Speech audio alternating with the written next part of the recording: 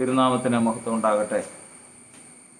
നാം കഴിഞ്ഞ വീഡിയോയിൽ ഇപ്രകാരം ചിന്തിപ്പാനിടയായി തീർന്നു.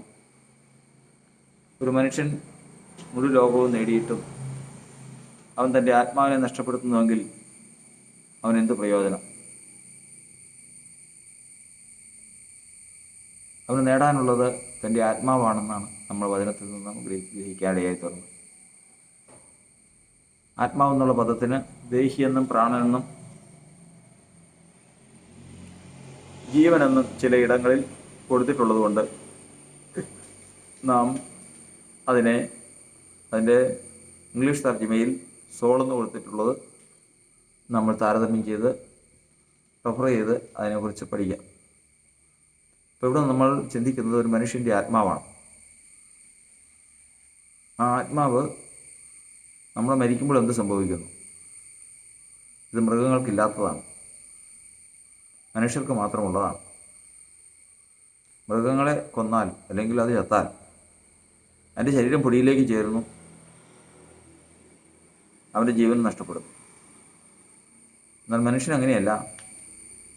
മനുഷ്യൻ്റെ ജീവൻ പോയാൽ അവൻ്റെ ശരീരത്തിൽ നിന്ന് ആത്മാവ് എന്ന് പറയുന്ന ഒരു ഘടകം പുറത്തേക്ക് ഇറങ്ങുന്നുവെന്നും അങ്ങനെ പുറത്തേക്ക് ഇറങ്ങുന്ന ആത്മാവ് ഈ പുറമേയുള്ള മനുഷ്യൻ, നമ്മുടെ മനുഷ്യൻ, അവൻ ജീവിച്ചുകൊണ്ടിരുന്നപ്പോൾ, ജഡത്തിലായിരുന്നപ്പോൾ രുചിക്കാനും കാണുവാനും കേൾക്കുവാനും ഗ്രഹിക്കാനും കഴിയുന്നത് പോലെ ഈ ആത്മാവിനും അതിനുള്ള കഴിവുകളുണ്ട് എന്നാണ് ദൈവത്തിൻ്റെ വചനത്തിൽ കൂടി നാം മനസ്സിലാക്കുന്നത്. ക്രിസ്തീയ ജീവിതം പ്രത്യാശിക്കുന്നതും അതൊക്കെ തന്നെയാണ്. എന്നാൽ അവിടെ നമ്മൾ ചിന്തിപ്പാൻ ഇടയായി തീർന്ന പ്രധാനപ്പെട്ട ഒരു കാര്യം, ഇതുണ്ടെന്ന് വിശ്വസിക്കുന്ന ക്രിസ്തീയ വിഭാഗം, അല്ലെങ്കിൽ ഈ ലോകത്തിലെ ജീവിതം കൊണ്ട് എല്ലാം തീരുന്നില്ല, അതിനുശേഷവും നിലനിൽക്കുന്നൊരു ജീവിതമുണ്ട്, ശരീരം വേർപെട്ടാലും ജീവിക്കുന്നൊരു ഭാഗം മനുഷ്യർക്കുണ്ട് എന്ന് വിശ്വസിക്കുന്നവർക്ക് വേണ്ടിയാണ് നമ്മളിവിടെ ഈ കാര്യം ചിന്തിക്കുന്നത്. ഇപ്രകാരം ശരീരത്തിൽ നിന്ന് വിട്ട് പുറത്തേക്ക് ഇറങ്ങുന്ന ആത്മാവിന് നമ്മൾ കേട്ടത് കാണാൻ കഴിയും, കാണാൻ കഴിയില്ല. ഇരുട്ടിൽ മുഖം ലജ്ജിച്ചിരിക്കും, ഒരു കൂട്ടരുടെ മുഖം പ്രകാശിക്കും. ഒരു കൂട്ടർ സമാധാനത്തിലിരിക്കും, ഒരു കൂട്ടർ അതിവേദനയിലും ദുഃഖത്തിലും ഇരിക്കും. ഒരു കൂട്ടർ വെളിച്ചം കാണും, ഒരു കൂട്ടർ ഒരിക്കലും വെളിച്ചം കാണാത്ത ഇരുട്ടിലേക്ക് ഇറങ്ങും. ഇങ്ങനെ രണ്ട് വിഭാഗമാണ് ആത്മാക്കൾക്ക് സംഭവിക്കുന്ന അനുഭവം അനുസരിച്ച് വേർതിരിക്കുന്നതെന്ന് നാം കാണുവാനിടയായി. എന്നാൽ നമുക്ക് കർത്താവായ യേശു തന്ന പ്രത്യാശയാണ് നമ്മുടെ കർത്താവ് പറഞ്ഞിരിക്കുന്നത്, എന്നിൽ വിശ്വസിക്കുന്നവൻ മരിച്ചാലും ജീവിക്കും, ജീവിച്ചിരുന്ന് എന്നിൽ വിശ്വസിക്കുന്നവൻ മരണം കാണുകയില്ല. ഇതാണ് നമ്മുടെ പ്രത്യാശ. അപ്പോൾ നമുക്ക് ഈ കാര്യം ഉറപ്പാണ്. ശരീരം വേർപെട്ടാലും ആത്മാവ് പുറത്തേക്ക് വന്നാലും ആ ആത്മാവ് കൊണ്ട് നമുക്ക് കർത്താവ് തന്ന പ്രത്യാശ അനുസരിച്ച് എന്തൊക്കെ സംഭവിക്കണം? കർത്താവിൻ്റെ മുഖം കാണണം, അതായത് വെളിച്ചം കാണണം. അതുപോലെ തന്നെ മുഖം പ്രകാശിക്കണം, ലജ്ജയിലേക്ക് പോകരുത്. അതുപോലെ തന്നെ സമാധാനത്തിലേക്ക് വരണം, ഒരിക്കലും അസമാധാനത്തിലേക്കോ വേദനയിലേക്കോ പോയി പോകരുത്. എല്ലാറ്റിലും ഉപരി സംസാരിപ്പാൻ കഴിയും, കർത്താവിനോട് സംസാരിക്കണം. ഊമനായി പോകരുത്, മൗനമായി പോകരുത്, മിണ്ടാൻ പറ്റാത്ത ബധിരൻ എന്നുള്ള നിലയ്ക്ക് പോകരുത്. അപ്പോൾ വചനപ്രകാരം ഇത് സംഭവിക്കുന്നതാണെന്നാണ് നമ്മൾ കഴിഞ്ഞ വീഡിയോയിൽ ഗ്രഹിച്ചത്.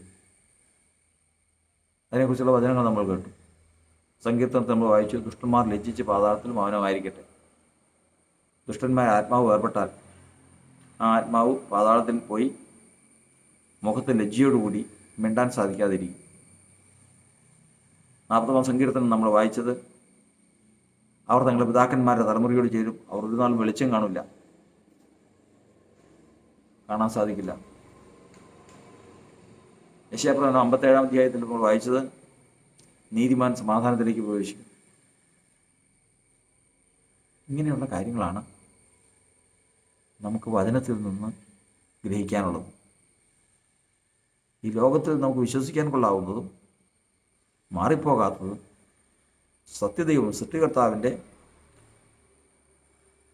വചനവുമടങ്ങിയ സത്യവുമടങ്ങിയ വചനപുസ്തകമാണ് സത്യവേദ പുസ്തകം. ഇന്നുവരെയും അതിലുള്ളത് സംഭവിച്ചിട്ടേ ഉള്ളൂ. അതാണ് സത്യം. അതാണ് ക്രിസ്തീയ വിശ്വാസത്തിൻ്റെ ആധാരം. അതാണ് നമ്മുടെയൊക്കെയും ജീവൻ്റെ തന്നെ ആധാരം. അപ്പോൾ അവിടെ നിന്ന് നമ്മൾ ചിന്തിക്കേണ്ടതായി തീർന്നത് ഇത്രയും കാര്യങ്ങൾ സംഭവിക്കും. അതിന് നമ്മൾ എന്ത് ചെയ്യണം? പല സമുദായങ്ങളും വിശ്വസിക്കുന്നത് പോലെ മരിച്ചതിന് ശേഷം അവർക്ക് വേണ്ടി എന്തെങ്കിലും ശേഷക്രിയ നടത്തി ഈ കാര്യങ്ങളിൽ എന്തെങ്കിലും ഒന്ന് പ്രാപിക്കാമെന്ന് വിചാരിച്ചാൽ അത് വചനത്തിൽ ഇല്ലാത്തതുമാണ്, ദൈവത്തിന് വിരുദ്ധവുമാണ്. അത് ഏറ്റവും ദോഷമാണ്. ഒരിക്കലും അങ്ങനെ ചിന്തിക്കരുത്. സത്യം എന്താണെന്ന് ചിന്തിക്കുക. നമുക്ക് ആധാരമായി തന്നിരിക്കുന്ന വചനമാണല്ലോ പ്രമാണം. അതിലേക്ക് നമുക്ക് ഒതുങ്ങാം. ആ വചനത്തിൽ എഴുതിയിരിക്കുന്നത് എന്താണ്, എന്ത് ചെയ്യണം, ഈ കാര്യം ഓരോന്നിനും. ഇതിലൊരു കാര്യമാണ് നമ്മൾ ചിന്തിച്ചത്. ഒന്നാമത്തെ നമുക്ക് സംസാരിക്കണം. ആരോട് സംസാരിക്കണം? സംസാരിക്കാൻ കഴിയുമോ? നമ്മൾ മരിച്ച് നമ്മുടെ ശരീരം ഇവിടെ കിടക്കുക. ഇവിടെ നമ്മൾ എല്ലാവരും കൊണ്ടുപോയി സെമിത്തേരി കൊണ്ടുപോയി കല്ലറയിൽ വെച്ച് ആത്മാവ് പുറത്തേക്ക് ഇറങ്ങി. ഈ ആത്മാവ് സംസാരിക്കാൻ പറ്റുമോ? ആദ്യം അത് നമുക്ക് ഉറപ്പിക്കാം. അവിടെ ദൈവത്തിൻ്റെ വചനത്തിൽ പുതിയ നിയമവും പഴയ നിയമവും നമ്മൾ ചിന്തിക്കണം. പുതിയ നിയമത്തിൽ വെളിപ്പാട് പുസ്തകം 6-ാം അധ്യായത്തിൻ്റെ 9-ാം വാക്യത്തിൽ ഇപ്രകാരം എഴുതിയിരിക്കുന്നു: അവൻ 5-ാം മുദ്ര പൊട്ടിച്ചപ്പോൾ ദൈവവചന നിമിത്തവും തങ്ങൾ പറഞ്ഞ സാക്ഷ്യം ഹേതുവായും അറുക്കപ്പെട്ടവരെ ആത്മാക്കളെ ഞാൻ യാഗപീഠത്തിന് കീഴിൽ കണ്ടു. വിശുദ്ധനും സത്യവാനുമായ നാഥ, ഭൂമിയിൽ വസിക്കുന്നവരോട് ഞങ്ങളുടെ രക്തത്തെക്കുറിച്ച് നീ എത്രത്തോളം ന്യായവിധിയും പ്രതികാരവും നടത്താതിരിക്കും എന്ന് അവർ ഉറക്കെ നിലവിളിച്ചു. അതായത് കർത്താവിൻ്റെ നാമനിമിത്തം ഭൂമിയിൽ കഷ്ടത അനുഭവിച്ച് അവരെ കൊന്ന്, ആ കൊന്നവരുടെ ശരീരം ഭൂമിയിൽ കിടപ്പുണ്ട്. അവർ ആത്മാക്കളെ കണ്ടു മേളിൽ സ്വർഗത്തിൽ യാഗപീഠത്തിന് കീഴെ കണ്ടെന്നാണ്. ഈ ആത്മാക്കളെ സോളെന്നാണല്ലോ എഴുതിയിരിക്കുന്നത്. ആ ആത്മാക്കൾ അവിടെ ചെന്നു കഴിഞ്ഞപ്പോഴത്തേക്കും കർത്താവിനെ കണ്ടപ്പോൾ കർത്താവിനോട് ചോദിച്ചു: കർത്താവേ, നാഥ, ഞങ്ങൾ ഭൂമിയിലായിരുന്നപ്പോൾ നിൻ്റെ നാമത്തിന് വേണ്ടി ഞങ്ങൾ നിന്നു, ഞങ്ങളെ കൊന്നു കളഞ്ഞു. ഇന്ന് ഞങ്ങളുടെ ആത്മാവ് ഇവിടെ എത്തി. അവർ നിലവിളിച്ചു: നീ എന്ന് ഇതിന് പ്രതികാരം നടത്തും എന്ന് ചോദിക്കുക. കർത്താവ് അതിന് മറുപടിയും പറഞ്ഞു. അപ്പോൾ നമ്മൾ അവിടെ നിന്ന് സ്ഥാപിക്കുന്നത്, ചിന്തിക്കുന്നത്, മരിച്ചതിന് ശേഷം നമ്മുടെ ആത്മാവ് പുറത്തിറങ്ങിക്കഴിഞ്ഞാൽ ആ ആത്മാവ് സംസാരിക്കും. ഉടയവനുമായിട്ട് സംസാരിക്കും, പരസ്പരം സംസാരിക്കും. തെളിവ് 2 പഴയ നിയമത്തിൽ എബ്രായ ലേഖനം 11-ാം അധ്യായത്തിൻ്റെ 4-ാം വാക്യത്തിൽ എഴുതിയിരിക്കുകയാണ്: വിശ്വാസത്താൽ ഹാബേൽ ദൈവത്തിന് കായേന്റെതിലും ഉത്തമമായ യാഗം കഴിച്ചു. അതിനാൽ അവന് നീതിമാൻ എന്ന സാക്ഷ്യം ലഭിച്ചു. ദൈവം അവൻ്റെ വഴിപാടിന് സാക്ഷ്യം കൽപ്പിച്ചു. മരിച്ച ശേഷവും അവൻ വിശ്വാസത്താൽ സംസാരിച്ചുകൊണ്ടിരിക്കുന്നു. ഹാബേൽ ഒരു വഴിപാട് കഴിച്ചു, കായേൻ്റെതിനേക്കാൾ ഉത്തമമായ യാഗം. ആ വഴിപാട് എങ്ങനെയുള്ളതായിരുന്നു? ഒരു ആടിനെ കൊണ്ടുപോയി കൈയും കാലും കെട്ടി, തെറ്റൊന്നും ചെയ്യാത്ത ആട്, അതിൻ്റെ കഴുത്തറുത്ത് ആ രക്തം അവിടെ ചുരിഞ്ഞു. ദൈവം അവനിൽ പ്രസാദിച്ചു. കയ്യിൽ പ്രസാദിച്ചില്ല. ഹാബേലിൽ പ്രസാദിച്ചതിൻ്റെ കാരണം എന്താ? യാഗത്തിന് മാത്രമല്ല, ഹാബേലിലും പ്രസാദിച്ചു. അതിൻ്റെ കാരണം എന്ന് വെച്ച് കഴിഞ്ഞാൽ ദൈവപുത്രനായ ക്രിസ്തു അന്ത്യകാലത്ത് ഇങ്ങനെ തന്നെ വന്ന് തൻ്റേതല്ലാത്ത തെറ്റിനു വേണ്ടി യാഗമായി രക്തം ചൊരിയും. ഇതാണ് ഇതിൻ്റെ മുന്നോടിയായിട്ടാണ് ചെയ്തത്. അതാണ് ദൈവത്തിന് പ്രസാദമായത്. അതാണ് വചനം പറഞ്ഞിരിക്കുന്നത്. ഇന്ന് ആ മരിച്ചതിന് ശേഷം ഹാബേൽ വിശ്വാസത്താൽ യാഗം കഴിച്ചു. ദൈവം അവൻ്റെ വഴിപാടിന് സാക്ഷ്യം കൽപ്പിച്ചു. അതിനാൽ നീതിമാനെന്ന് സാക്ഷ്യം പ്രാപിച്ചു. അപ്പോൾ ക്രിസ്തുയേശുവിലുള്ള വിശ്വാസമാണ് ഒരാളെ നീതിമാനാക്കി തീർക്കുന്നത്. അപ്പം ക്രിസ്തുയേശുവിലുള്ള വിശ്വാസത്തിൽ സാക്ഷ്യം പ്രാപിച്ചു കഴിഞ്ഞാൽ നമുക്ക് അന്ന് മുതൽ സംസാരിക്കാം. അടുത്ത ദിവസം ചില സമയത്തിനുള്ളിൽ തന്നെ സാക്ഷ്യം പ്രാപിച്ച ഹാബേലിൽ പ്രസാദിച്ചു എന്നുള്ളത് പ്രതികാരത്തോടു കൂടി ഹാബേൽ നോക്കിക്കൊണ്ടിരിക്കുക. അവസരം കിട്ടിയപ്പോൾ കായൻ ഹാബേലിനെ കൊന്നു കഴിഞ്ഞപ്പോൾ ഇവൻ്റെ ആത്മാവ് ഇവനെ കൊല്ലാൻ, ഇവൻ്റെ ഭൗതികമായ ജഡം മരിച്ച് മണ്ണിൽ കിടക്കുക. അപ്പോഴാണ് കർത്താവ് സ്വർഗത്തിൽ നിന്ന് വരുന്നത്. കായനോട് ചോദിച്ച്, കായനെ നിൻ്റെ സഹോദരൻ എന്ത് ചെയ്യും? അവൻ ഉടനെ ചോദിച്ച്, ഞാൻ എൻ്റെ സഹോദരൻ്റെ കാവൽക്കാരനാണ്, ഞാൻ എൻ്റെ സഹോദരൻ്റെ കാവൽക്കാരനാണോ? അപ്പോൾ കർത്താവ് പറഞ്ഞു, നീ എന്താ ചെയ്തേ? നിൻ്റെ സഹോദരൻ്റെ രക്തം ഭൂമിയിൽ നിന്ന് എന്നോട് സംസാരിക്കും, എന്നോട് നിലവിളി. അപ്പം മനുഷ്യൻ്റെ ഒരു വിശ്വാസിയുടെ ശരീരത്തെ ഖണ്ഡിക്കാനേ സാധിക്കുള്ളൂ. വിശ്വസ്തനായ ഒരു വിശ്വാസിയുടെ ശരീരത്തെ ഇല്ലാതാക്കാനേ സാധിക്കും. അവൻ്റെ ആത്മാവ് അവൻ്റെ ഉള്ളിൽ നിന്ന് അവൻ്റെ ജീവൻ സംസാരിച്ചുകൊണ്ടിരിക്കുന്ന ആ പറഞ്ഞതിന് സാരം. ഇപ്പോൾ നമ്മൾ മൂന്ന് ഭാഗത്ത് ചിന്തിച്ചു. ഒന്ന്, പുതിയ നിയമത്തിൽ വെളിപ്പാട് പുസ്തകത്തിൽ മരിച്ചുപോയ ആത്മാക്കൾ കർത്താവിനോട് സംസാരിക്കുന്നു. രണ്ടാമത് ഹാബേൽ സംസാരിച്ചായിട്ട് എഴുതിയിരിക്കുന്നു. ഇവിടെ കായനോട് കർത്താവ് സംസാരിക്കുന്നു. കർത്താവ് തന്നെ സാക്ഷ്യം പറഞ്ഞിരിക്കുന്നതാണ്, മനുഷ്യരല്ല, കർത്താവ് തന്നെ സാക്ഷ്യം പറഞ്ഞു. ഇതാ ഹാബേലിൻ്റെ രക്തം എന്നോട് സംസാരിച്ചുകൊണ്ട്. അപ്പോൾ ഇങ്ങനെ സംസാരിക്കുന്ന ഒരു ഘടകം. അപ്പോൾ ഇത് എപ്പോഴാണ് ഇത് സംസാരം തുടങ്ങിയത്? നമുക്ക് സംശയമില്ല, വിശ്വാസത്താൽ സാക്ഷ്യം പ്രാപിച്ച സമയം മുതലാണ് സംസാരം തുടങ്ങിയത്.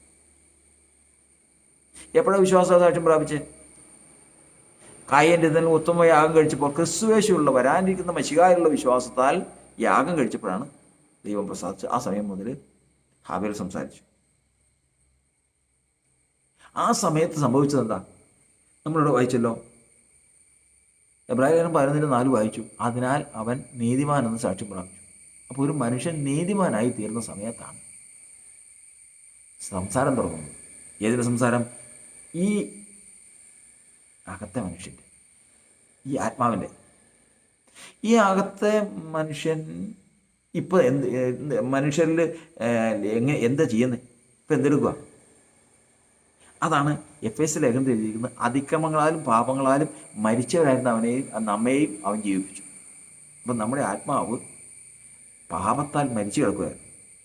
ആ മരിച്ചു കിടന്ന ആത്മാവിനെയാണ് കർത്താവ് ജീവിപ്പിച്ചത്. ആ ജീവിപ്പിച്ചതിന് ശേഷം ക്രിസ്തുയേശുവിലുള്ള വിശ്വാസത്തിൻ്റെ പ്രവൃത്തി നമ്മളെപ്പോൾ ചെയ്യുന്നുവോ അപ്പം മുതലാണ് ഇത് സംസാരിക്കാൻ തുടങ്ങും.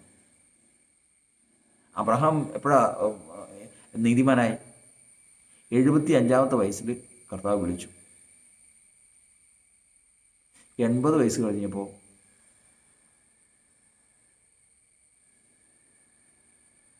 ഇസ്മായേലുണ്ടായി. 100 വയസ്സായപ്പോൾ ഇസ്ഹാക്കുണ്ടായി. പക്ഷേ നീതിമാനെന്ന് സാക്ഷ്യം പ്രാപിച്ചു. ഇസ്ഹാക്ക് പ്രായമായി കഴിഞ്ഞപ്പോൾ, അപ്പോൾ വർഷം എത്രയായി? ഇത്രയും വർഷങ്ങൾ കഴിഞ്ഞു, ഇപ്പോഴും നീതിമാനായിട്ടില്ല. അബ്രഹാമിനോട് കർത്താവ് പറഞ്ഞു, അബ്രഹാമെ, നീ സ്നേഹിക്കുന്ന നിൻ്റെ മകൻ ഇസ്ഹാക്കിനെ കൊണ്ടുപോയി മോറിയ മലയെ കൊണ്ട് യാഗം കഴിക്കണം.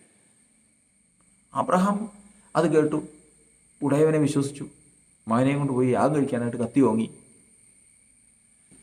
കർത്താവ് പറഞ്ഞു, അരുത്, മകൻ്റെ മേൽ കൈവയ്ക്കരുത്. അബ്രഹാമെ, മകൻ്റെ മേൽ കൈവയ്ക്കരുത്. നീ ദൈവത്തെ ഭയപ്പെടുന്നു എന്ന് ഇപ്പോൾ ഞാൻ അറിയും. നീ ദൈവത്തെ ഭയപ്പെടുന്നു ഞാൻ പറയും. യാഗം കഴിച്ചതോടുകൂടി അവൻ നീതിമാനെന്ന് സാക്ഷ്യം പ്രാപിച്ചു. യാക്കോബിൻ്റെ ലേഖനം 2-ാം അധ്യായത്തിൻ്റെ അവസാന ഭാഗങ്ങൾ എഴുതിയിരിക്കുകയാണ്.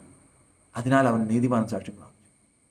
അപ്പോൾ അവൻ അവിടെ മുതൽ പുറമേ നമ്മൾ അറിയുന്നില്ല, അവൻ്റെ ആത്മാവ് സംസാരിക്കാൻ തുടങ്ങിയിരിക്കുക. ഇതുപോലെ വിശ്വാസത്തിലേക്ക് വരുമ്പോൾ അതിക്രമകാലം പാപങ്ങളാലും മരിച്ചവരായിരുന്ന ഈ മരിച്ച ആത്മാവിനെ, നമ്മുടെ ഉള്ളിൽ കർത്താവിനെ അറിയുന്നതിന് മുമ്പ് മരിച്ചു കിടക്കുകയായിരുന്നു. ആ മരിച്ച ആത്മാവിനെ കർത്താവ് ജീവിപ്പിക്കും. വരുന്ന വഴി ജീവിപ്പിച്ചതിന് ശേഷം വചനത്താൽ വളർത്തും. വചനത്താൽ വളർത്തിയതിന് ശേഷം അവർ നീതിമാനാകാൻ ഒരു പ്രവൃത്തി കർത്താവ് വെച്ചിട്ടുണ്ട്. എല്ലാവരും ആരായിരുന്നാലും, ഞാനല്ല, അപ്പോസ്തലൻ പൗലോസല്ല, പത്രോസല്ല, ആരായിരുന്നാലും അവർ വന്നു കഴിഞ്ഞാൽ അവരുടെ ആത്മാവ് സംസാരിക്കാൻ തുടങ്ങണം. അതിനു വേണ്ടി ഒരു പ്രവൃത്തി വെച്ചിട്ടുണ്ട്. അബ്രഹാമിന് കൊടുത്ത പോലെ, അബ്രഹാമിന് കൊടുത്ത പ്രവൃത്തി മകനെ കൊണ്ട് യാഗം കഴിക്കാൻ. അവൻ കൊണ്ട് യാഗം കഴിച്ചു. മോറിയ മലയിലേക്ക് മകനെ യാഗം കഴിക്കാൻ പോയ അബ്രഹാം തിരിച്ചു വരുമ്പോൾ അവൻ്റെ ആത്മാവ് സംസാരിച്ചുകൊണ്ട് വരും. അതാണ് ഒരു മനുഷ്യൻ്റെ പ്രത്യേകത.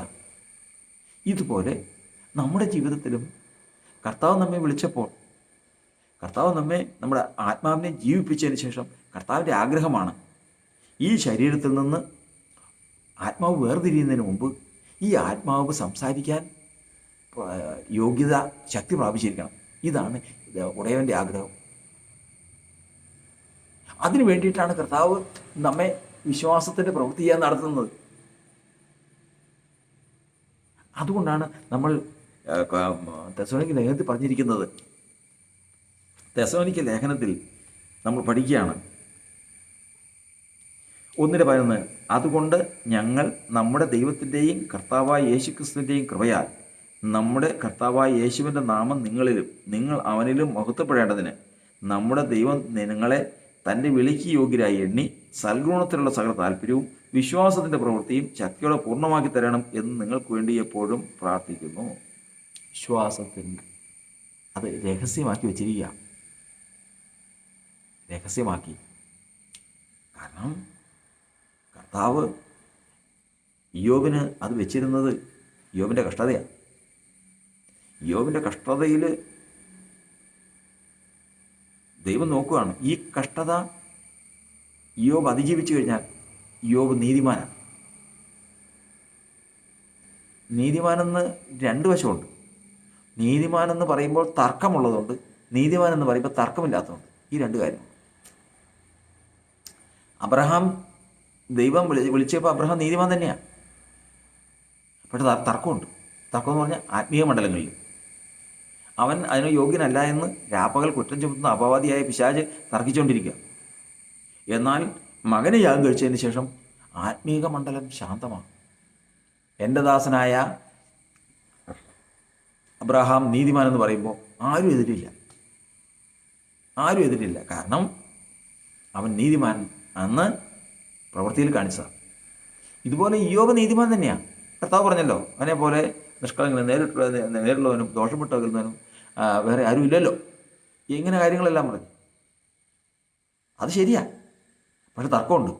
പിശാച് പറഞ്ഞ് വെറുതെ ആണോ അവൻ നീതിമാനായിരിക്കണേ? നീ അവനെ കൈ നീട്ടി അവനോട് നോക്കി തൊട്ട് നോക്ക്. അപ്പം അറിയാം അവൻ മുഖത്ത് നോക്കി തിരിച്ചു പറയുന്നു. അവൻ എതിരുണ്ട്. ഒരാൾ നീതിമാൻ എന്ന് പറയുന്നതിന് എതിരുണ്ട്. എതിര് തീരണ സമയമുണ്ട്. എതിര് തീരണ സമയം എന്ന് പറഞ്ഞു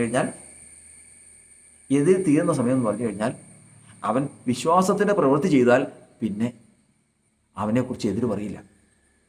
ഇതാണ് കർത്താവിൻ്റെ വചനം പറയുന്നത്. ഇത് കർത്താവ് തൻ്റെ ഹൃദയത്തിൽ ഇയ്യോബ് പറയുകയാണ്. നീ എന്നെ മണ്ണുകൊണ്ട് മെനഞ്ഞു, പാല് പോലെ പകർന്നു, തൈര് പോലെ ഉറകൂടുമാറാക്കി. ഇങ്ങനെ എൻ്റെ ശരീരം പണിതു. അസ്ഥി, ഞരമ്പ്, മാംസം ഇവയൊക്കെയും എനിക്ക് തന്നു. ഇത്രയും നിൻ്റെ ശ്വാസം എൻ്റെ ജീവനെ പരിപാലിച്ചു. ഇത്രയെല്ലാം നീ എനിക്ക് തന്നു. പക്ഷെ ഇത് നീ നിൻ്റെ ഹൃദയത്തിൽ മറച്ചു വെച്ചല്ലോ. ഏത്? ഇത്രയും സമ്പന്നനാക്കിയതിന് ശേഷം ഇങ്ങനെ ഒരു കഷ്ടം ഉണ്ടാകുമെന്ന് ആർക്കും കർത്താവ് വെളിപ്പെടുത്തിയില്ല. ഇത് കർത്താവ് രഹസ്യമാക്കി വെച്ചിരിക്കുന്നതാണ്. ഒരാൾക്കല്ല, സകല മനുഷ്യരും നീതിമാനാകാൻ ദൈവം ഒരു പ്രവൃത്തി കുറിച്ചു വെച്ചിട്ടുണ്ട്. എവിടെയാണ്? ദൈവത്തിൻ്റെ ഹൃദയത്തിൽ. ഒരൊറ്റ മനുഷ്യനോ ഒരു ശക്തിക്കോ അത് കിട്ടില്ല. ദൈവം കണക്കൂട്ടി വെച്ചിരിക്കുന്നതാണ്. ഇതാണ് നമ്മൾ കൊരിന്ത്യർ ലേഖനത്തിൽ വായിക്കുന്നത്. ഞങ്ങൾ നിങ്ങളോട് തികഞ്ഞവരുടെ ഇടയിൽ ഞങ്ങൾ ജ്ഞാനം പ്രസ്താവിക്കുന്നു. ഇത് ദൈവത്തിൻ്റെ ഹൃദയത്തിലിരിക്കുന്ന നമ്മെക്കുറിച്ചുള്ള ഈ രഹസ്യം. ഞാൻ ചെയ്യേണ്ട പ്രവൃത്തി ഇപ്പോൾ അബ്രഹാം ചെയ്തതുപോലെ മകനെ യാഗം കഴിക്കാനാണോ? എനിക്കുള്ളതെല്ലാം വിറ്റ് ദരിദ്രർക്ക് കൊടുക്കാനാണോ? കർത്താവിൻ്റെ നാമത്തിന് വേണ്ടി ചിരച്ഛേദയാക്കാനാണോ? എന്താ ചെയ്യണമെന്നുള്ളത് കർത്താവ് രഹസ്യമാക്കി വെച്ചിരിക്കുക. നമുക്കറിയാൻ പാടില്ല. പക്ഷെ അറിയാവുന്നത് എനിക്ക് പറയും കർത്താവ്. എപ്പോൾ പറയും? നമ്മൾ ഒന്ന് കൊരിന്ത്യർ ലേഖനത്തിൽ എഴുതിയിരിക്കുന്നത് പ്രകാരമാണ്. എന്നാൽ തികഞ്ഞവരുടെ ഇടയിൽ ഞങ്ങൾ ജ്ഞാനം സംസാരിക്കും. ഇത് പറയണമെങ്കിൽ എന്ത് വേണം? ദൈവത്തിൻ്റെ ഹൃദയത്തിലിരിക്കുന്ന രഹസ്യം നമ്മോട് പറയണമെങ്കിൽ തികയണം എന്ന് പറഞ്ഞു കഴിഞ്ഞാൽ നമ്മൾ അതിന് തക്ക പക്വത പ്രാപിക്കണം. അതിന് പക്വത പ്രാപിക്കണമെന്ന് പറഞ്ഞാൽ ലഭിച്ച സത്യത്തിൽ ഉറച്ചു നിൽക്കണം. നമുക്ക് കർത്താവ് തന്ന വചനങ്ങൾ നമ്മൾ അനുസരിക്കും, വിശ്വസ്തരാണെന്ന് കണ്ടാലേ ഇത് പറയുള്ളൂ, അല്ലാതെ പറയില്ല. അത് അവിടെ എഴുതിയിരിക്കുന്നത് ഈ ലോകത്തിൻ്റെ ജ്ഞാനമല്ല, നശിച്ചു പോകുന്നവരായ ഈ ലോകത്തിൻ്റെ പ്രഭുക്കന്മാരുടെ ജ്ഞാനവുമല്ല, ദൈവം ലോക സൃഷ്ടിക്ക് മുമ്പേ നമ്മുടെ തേജസ്സിനായി മുൻ നിയമിച്ചതും മറഞ്ഞിരുന്നതുമായ ദൈവത്തിൻ്റെ ജ്ഞാനമത്രേ ഞങ്ങൾ മർമ്മമായിട്ട് പ്രസ്താവിക്കും. ഇത് മറച്ച് കർത്താവ് ഹൃദയത്തിൽ വെച്ചിരിക്കുക, മറച്ചു വെച്ചിരിക്കുക. ലോകസ്ഥാപനത്തിന് മുമ്പേ വെച്ചിരിക്കുന്നതാണ്, നമ്മുടെ തേജസ്സിനുള്ളതാണ്. ആ തേജസ്സിനുള്ളത് രഹസ്യമാക്കി വെച്ചിരിക്കുക. അത് നമ്മൾ വിശ്വസ്തരെന്ന് കണ്ടു കഴിഞ്ഞാൽ അത് പറയും. എന്നറിയോ, മകനെ യാഗം കഴിക്കാൻ പറയുമ്പോഴേക്കും എന്തെങ്കിലും ഉപാധി പറഞ്ഞാൽ താൻ സ്നേഹിക്കുന്ന ആളാ കൊണ്ടുപോയി യാഗം കഴിക്കാൻ പറഞ്ഞാൽ ചെയ്യുമോ? ചെയ്യും. അവരാണ് തികഞ്ഞവരെന്ന് പറയുന്നത്. അതുവരെയും വിശ്വാസത്തിൽ വളർന്നു വന്ന് ലഭിച്ച സത്യത്തിൽ നിൽക്കുമെന്ന് കണ്ട് കർത്താവ് വിശ്വസനെന്ന് എണ്ണിക്കഴിഞ്ഞാൽ അവനെ ഇത് അറിയിക്കും. അബ്രഹാമേ, ഇത്രയും നാളായില്ലേ നിന്നെ വിളിച്ച കാര്യമെന്ന് പറയുന്നത് ഇതിനു വേണ്ടിയിട്ടായിരുന്നു. നീ നീതിമാനായിത്തീർന്നു. നീ നീതിമാനാ, എനിക്കറിയാം, ദൈവത്തിനറിയാം നീതിമാനാ. കാരണം ദൈവത്തിൽ വിശ്വസിച്ചു, അത് അവന് നീതിയായിട്ട് കണക്കിടും. നീതിമാൻ തന്നെയാണ്. പക്ഷേ ഇപ്പോഴും ഒരാൾ ശബ്ദം ഉണ്ടാക്കുന്നുണ്ട്. ഇപ്പോഴും നീ നീതിമാനെന്ന് പറയുമ്പോൾ ഒരു എതിര് ശബ്ദമുണ്ട്.